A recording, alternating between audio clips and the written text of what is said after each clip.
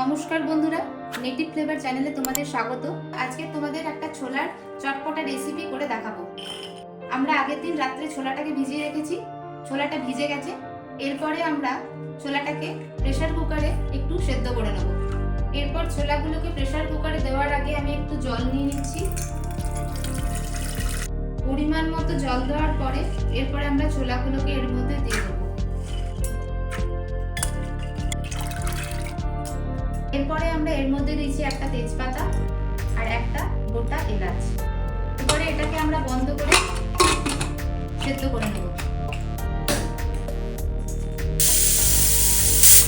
2 থেকে 3টে সিটি দেওয়ার পরে আমরা গ্যাস ওভেনটাকে অফ করে দেবো। ছোলাটা সেদ্ধ হয়ে গেছে। এরপরে আমরা ছোলাটাকে একটা পাত্রে রাখছি।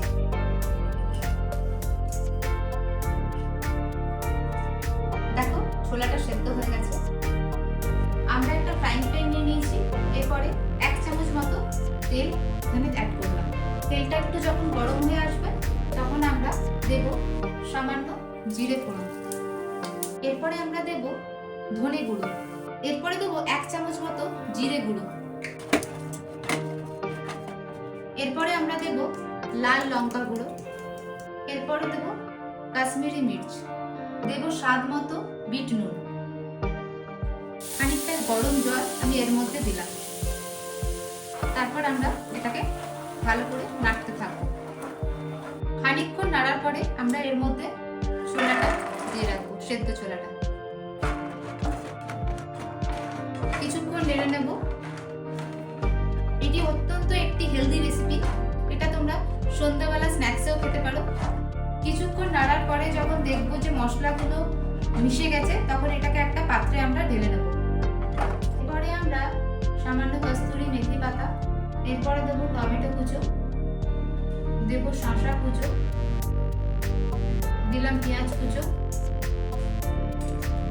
এরপরে দেবো ধনে পাতা কুচো, দেবো লঙ্কা কুচো, স্বাদ মতো তোমরা দেবে, আর দেবো গন্ধরাজ লেবুর রস। এরপরে দেবো সেদ্ধ করা আলু, যেটাকে আমরা সেদ্ধ করে কুচো করে রেখেছি। এরপরে আমরা এগুলোকে খুব ভালো করে মিশিয়ে নেব।